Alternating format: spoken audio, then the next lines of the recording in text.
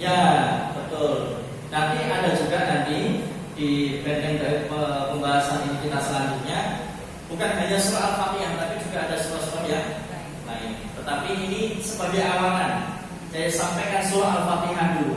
Ternyata memiliki keutamaan yang luar biasa, di antaranya bisa menyembuhkan, dan yang testimoni langsung para ulama, Ibnu Qayyim, yang testimoni langsung sahabat, yang testimoni langsung Rasulullah SAW. Gitu kan? Coba kalau ibu-ibu ada orang yang nawari obat, ternyata obatnya banyak testimoni yang ternyata itu obat berhasil, kira-kira mau beli nggak? Ya beli. Kenapa? Yang testimoni banyak dan semuanya sukses sembuh. Ini itu yang testimoni manusia, yang kadang benar, kadang enggak. Ya kan? Tapi ini yang testimoni langsung Rasulullah, langsung sahabat, langsung para ulama, para salafus saleh yang langsung menyaksikan. Bahkan Ibnu Qayyim sudah mengalami sendiri bahwa Al-Fatihah, kalau sakit dibacakan surah Al-Fatihah dengan penuh keyakinan, dan dia paham apa makna surah Al-Fatihah, dan dia yakin betul bahwa ini bisa menyembuhkan, maka bismillah Allah akan menyembuhkan. Wa idza maridu fa huwa yashfi. Allah akan menyembuhkan dengan keberkahan Al-Qur'an ini. Makan enak, Mas. Gratis kan? Enggak bayar. Mudah diucapkan, mudah diamalkan. Cuma kadang kita itu suka yang bayar dulu. Loh, kalau nggak seperti ini duit kurang tak langsung kamu. Sukanya kita tuh yang bayar-bayarnya. Dan juga pernah suatu ketika dari Ubay bin Ka'ab, dia berkata, aku sedang bersama Nabi SAW, tiba-tiba seorang dusun datang, orang desa datang dan berkata, wahai Nabi Allah Muhammad SAW, sesungguhnya aku mempunyai saudara yang sedang sakit. Ubay sedang duduk bersama Rasulullah, datanglah orang desa. Ya Rasulullah, saudara saya sedang sakit. Maka apa kata Rasulullah? Sakitnya apa? Berat ini sakitnya. Sakitnya gila. Sakitnya gila. Akhirnya kemudian Rasulullah mengatakan, bawa ke sini. Bawa sini saudara. Apa yang dilakukan Rasulullah? Diruqyah sama Rasulullah. Apa yang Rasulullah baca? Rasulullah yang pertama kali membaca surah Al-Fatihah. Kemudian dilanjut 4 ayat pertama surah Al-Baqarah. Kemudian surah Al-Baqarah ayat 163 sampai 164. Kemudian dibacakan ayat kursi. Kemudian 3 ayat terakhir surah Al-Baqarah. Kemudian surah Al-Imran ayat 18. Kemudian surah Al-A'raf ayat ke-54. Kemudian surah Al-Mu'minun ayat ke-116. Kemudian surah Al-Jin ayat 3. Setelahnya 10 ayat pertama surah As-Saffat. Kemudian 3 ayat terakhir surah Al-Hasyr. Kemudian surah Al-Ikhlas dan surah Mu'awwidzatain, Al-Falaq dan itu setelah dibacakan sama Rasulullah, itu orang gilanya langsung berdiri dan tersadar, sembuh total.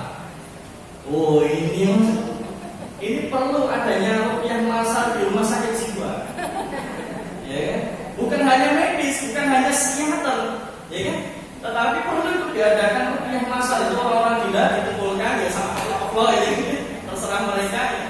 Bacakan itu surah-surah yang tadi dibacakan oleh Rasulullah ketika meruqyah atau menyembuhkan atau mengobati orang gila tadi, sembuh orang gila ya.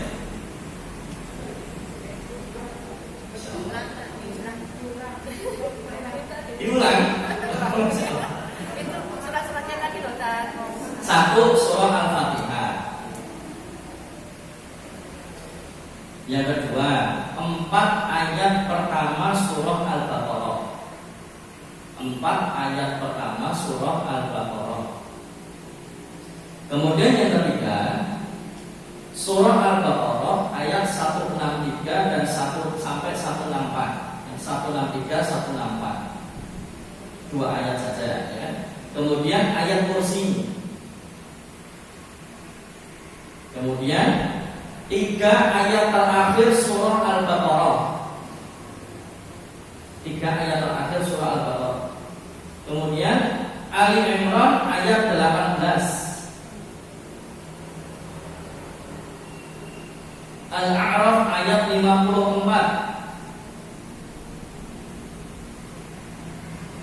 Al-Mu'minun ayat 116,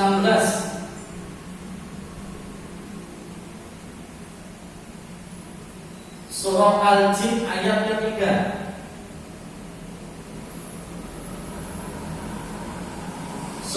ayat pertama Surah As-Saffat,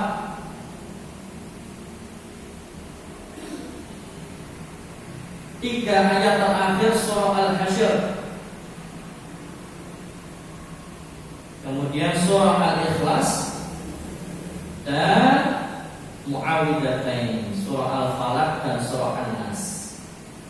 Itu orang gila kata Rasulullah, orang itu katakan, orang itu kemudian berdiri dan sembuh seolah-olah tidak pernah sakit sebelumnya.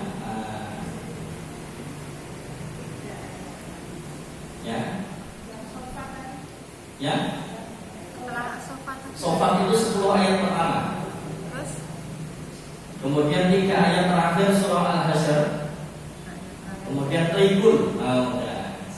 Tribul. Ya. Apalagi kalau habis pilihan keluar duit banyak, ya kan? Gak kepilih, gila dia.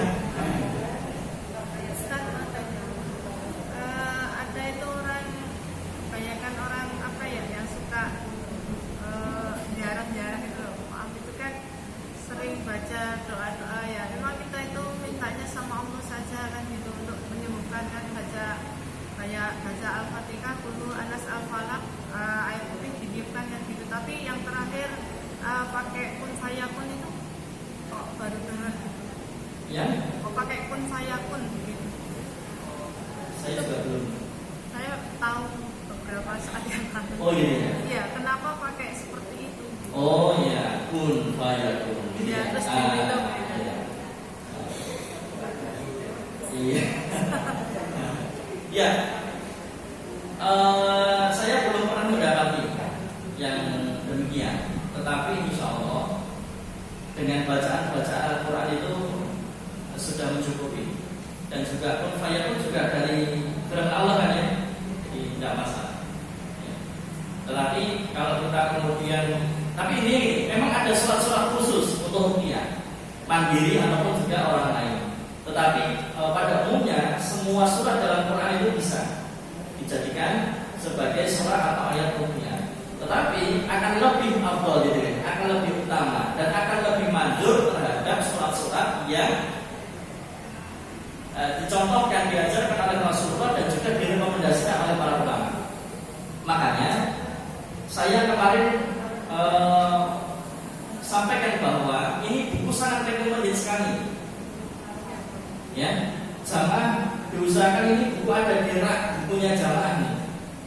Ya, kemarin saya sampaikan kalau ada yang pesan silahkan ke pengurus ya supaya nanti hari ini dibawakan. Cuman nggak tahu, kelihatannya nggak ada yang butuh ini. Ya sudah.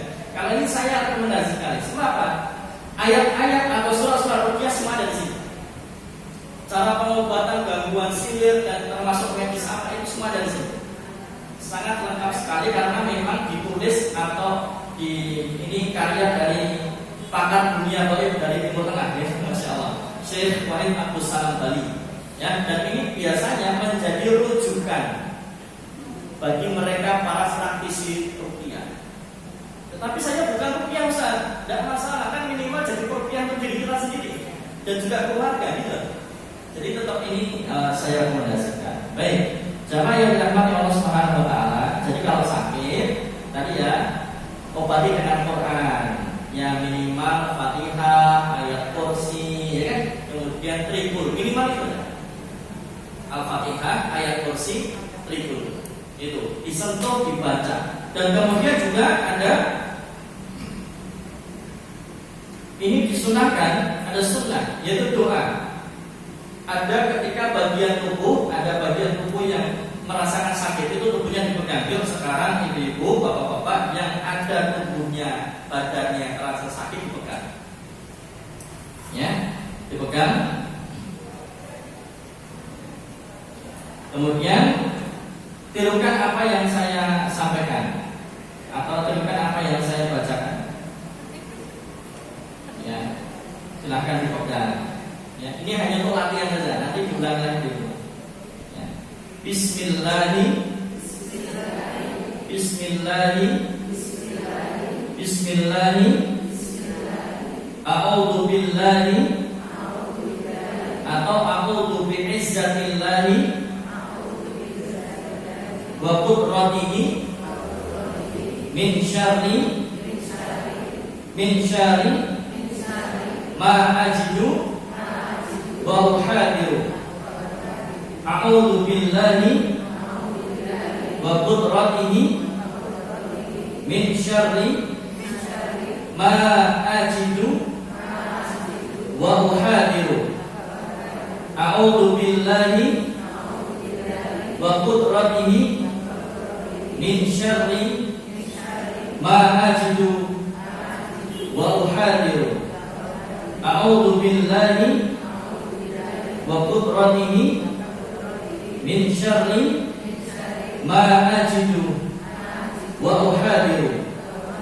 A'udzu billahi wa qudratihi min syarri ma ajidu wa uhadiru. A'udzu billahi wa qudratihi min syarri ma ajidu wa uhadiru. Terakhir, a'udzu billahi wa qudratihi min syarri ma ajidu wa uhadiru. Nah, bismillahnya 3 kali, baca a'udzu billahi wa qudratihi min syarri ma ajidu wa uhadiru dibaca 7 kali. Ya. Dengan menyebut nama Allah, aku berlindung kepada Allah dan kuasanya dari kejelekan yang aku dapatkan dan aku waspadai. Rawahu Muslim. Ya. Bacaan surah Al-Fatihah, ya kan? Ayat kursi, kemudian tikul, ya, kemudian tadi Bismillahi, a'udzu billahi wa qudratihi min syarri ma ajidu wa uhadiru 7 kali. Tapi dengan penuh keyakinan dan tawakal hanya kepada Allah Subhanahu wa taala. Ini. Berikut. Oh, boleh.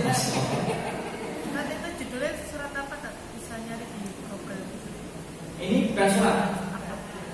Ini hadis. Hadis. Ini hadis. A'udzu billahi.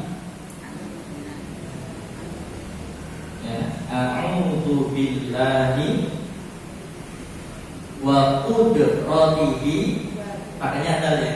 Wa qudratihi. Jadi tidak ada titiknya. Wa qudratihi min syarri, ada tasdid di ra-nya.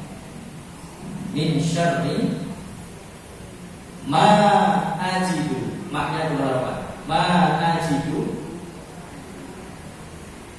wa uhadiru. Makanya ha bukan ha, ha. Wa uhadiru. Panjang 2 harapan. Semuanya. A'udzu billahi wa qudratihi, ya, wa qudratihi, ya, wa qudratihi min syarri ma ajidu wa uhadiru. Wa uhadiru. Wa uha, alif ya kan, uha, hadiru. Wa uhadiru.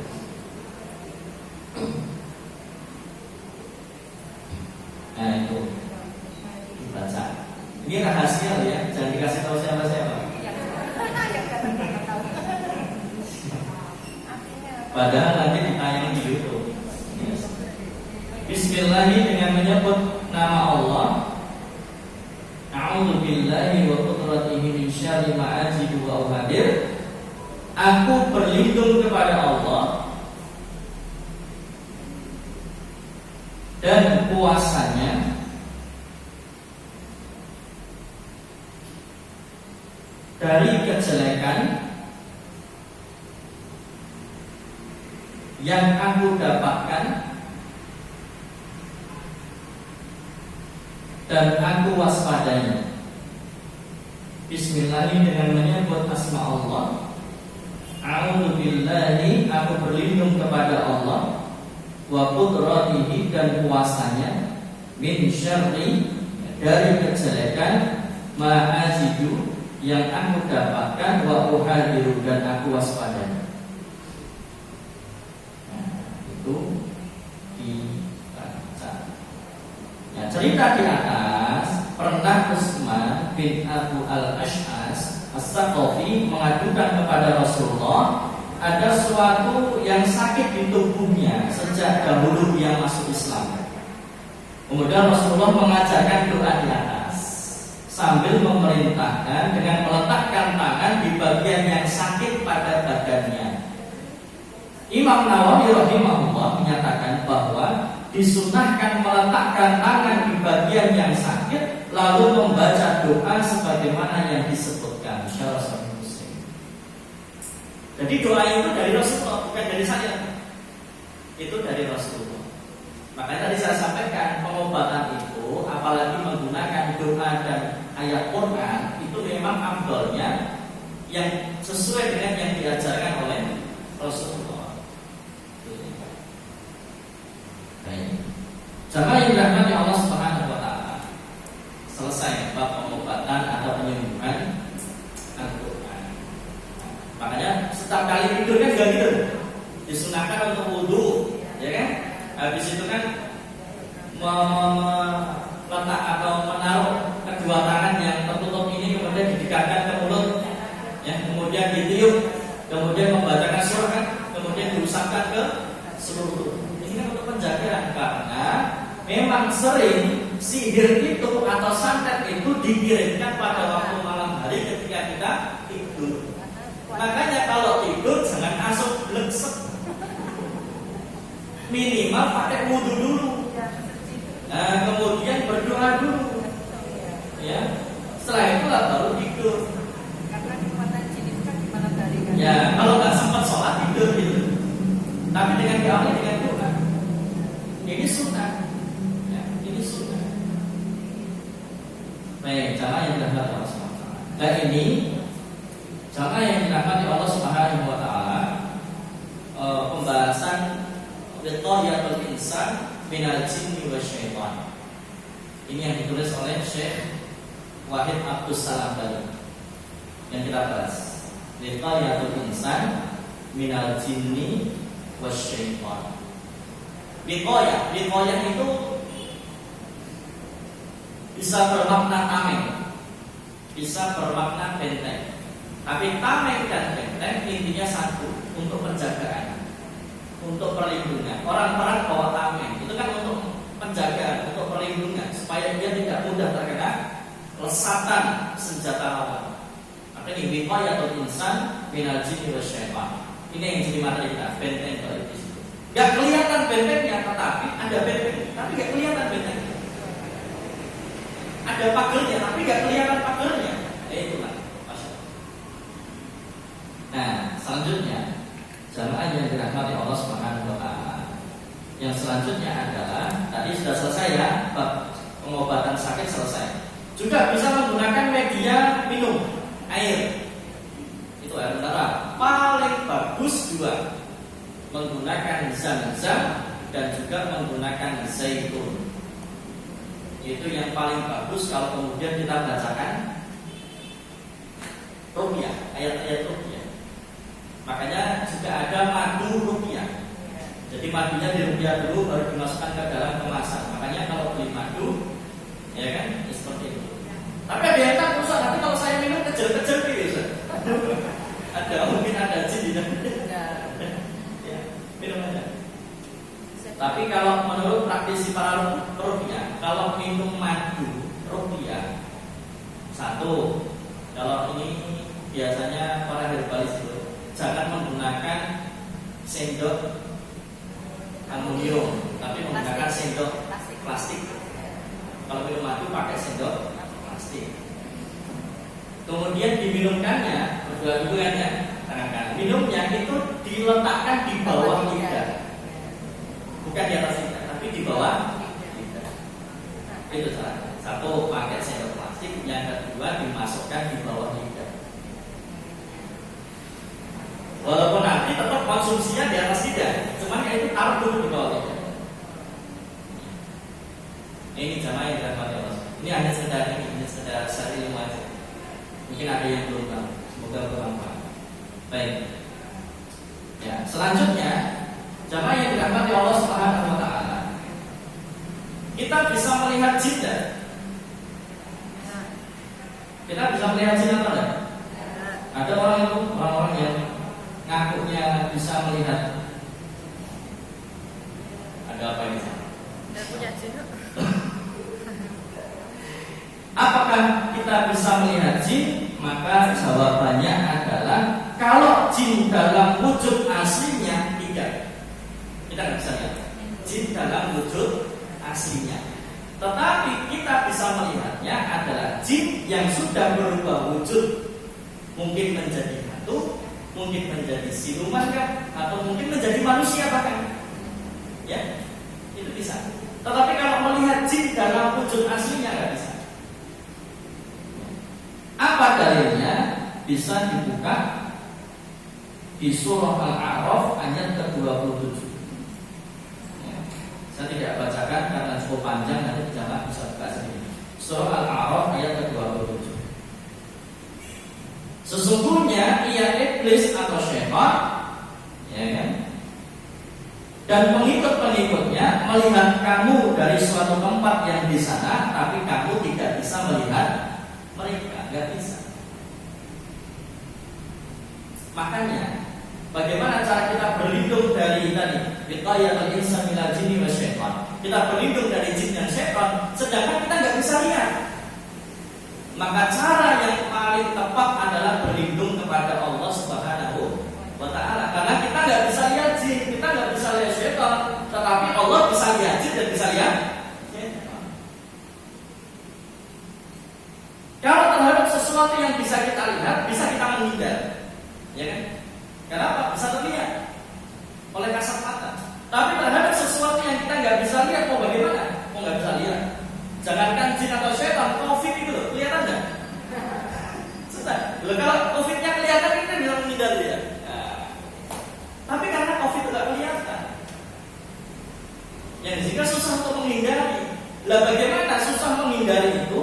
Kita nggak bisa lihat itu, tapi kita supaya terjaga, ada bentengnya, maka kita minta perlindungan kepada Allah Subhanahu wa ta'ala.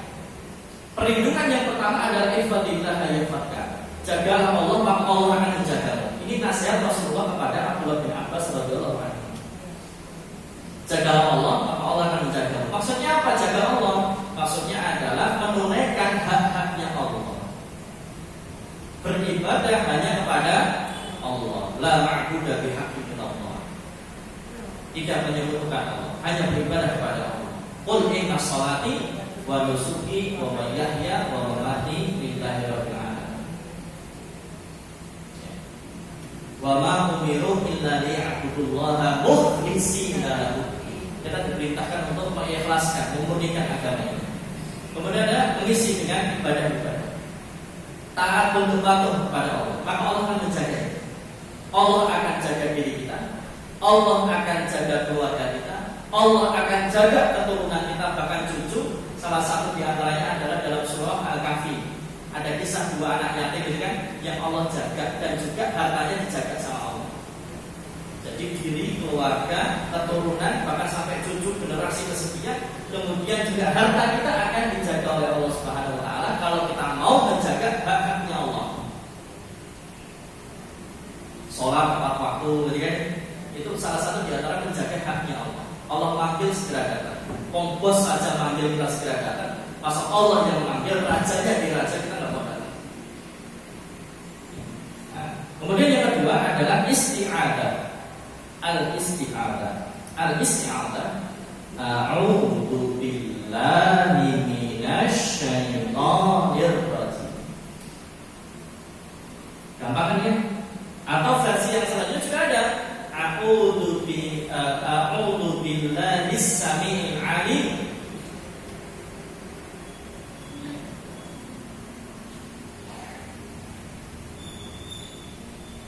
minasyaitonir rajim. A'udzu billahi samil alim minasyaitonir rajim. Atau juga ada yang manjur dan yang paling ampuh, Masya Allah. Apa? A'udzu bikalimatillahi tammati min syarri ma khalaq. Itu ada di buku fikih di depan dan tengah. Di luar sana ada.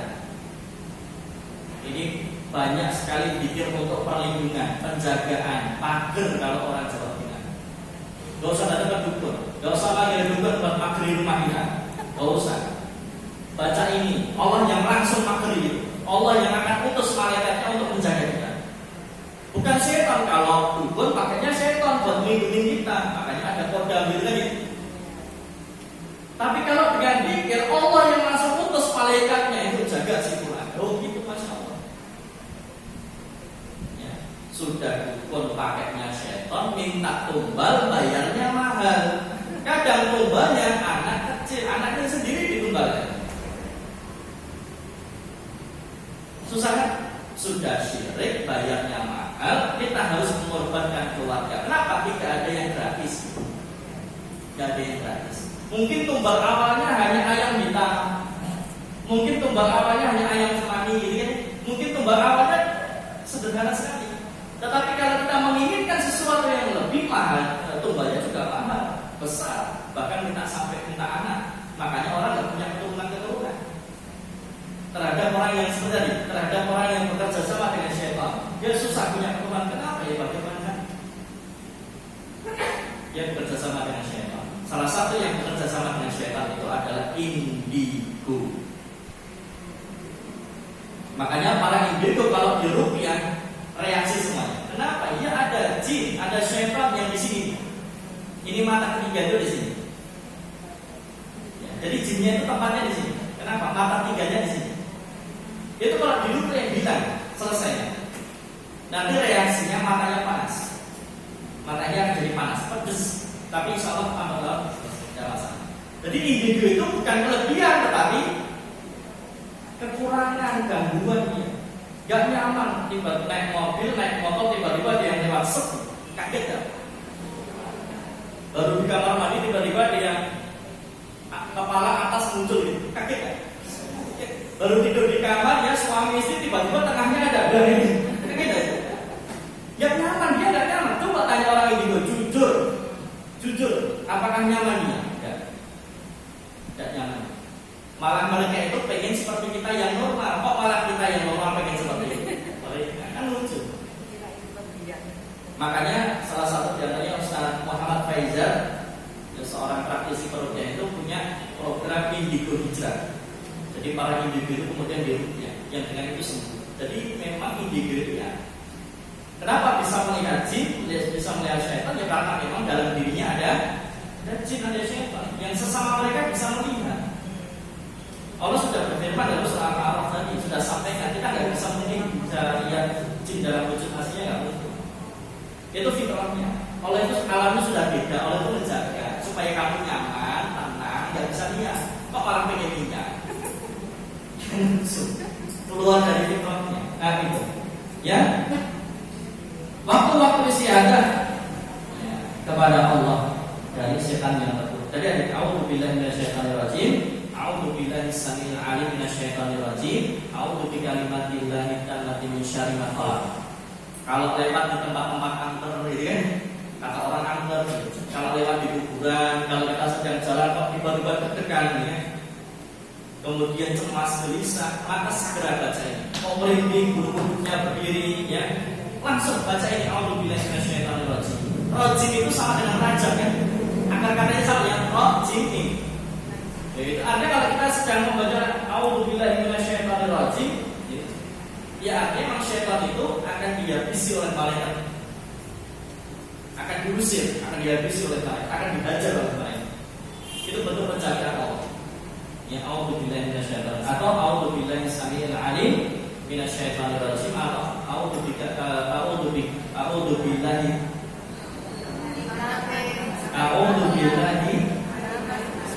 iya itulah kok jadi lupa ya haus ini. Baik, dia tadi yang saya sampaikan di awal. Tadi di awal lancar ya. jadi lupa. Kemudian yang kedua, Allah Subhanahu wa taala berfirman dalam surah Al-A'raf ayat ke-200. Wa imma yanzaghannaka minasyaitan nazghun fasta'id billah innahu samii'un 'alim. Dan jika kamu ditimpa sesuatu godaan syaitan, maka berlindunglah kepada Allah. Sesungguhnya Allah Maha mendengar lagi Maha mengetahui. Berlindung kepada Allah. Tadi isti'adzah. Salah satunya di antaranya mau sholat subuh, mau bangun sholat subuh kok berat. Sudah melek ke mata, tapi kok rasanya berat. Maka ucapkan a'udzubillahi minasyaitonir rajim. Ucapkan itu. Untuk apa? Mengusir setan-setan itu. Itu kita sedang diikat sama setan itu supaya ikatannya lepas, yang sehingga nggak males langsung. Kemudian juga waktunya adalah ketika mau membaca Al-Quran. Dalam surah An-Nahl ayat 98, wa idza qara'tal Qur'an fasta'id billahi minasyaitonir rajim. Kalau mau baca Quran, ya ucapkanlah a'udzubillahi minasyaitonir rajim. Kemudian ketika masuk toilet, ya, ketika masuk toilet jangan lupa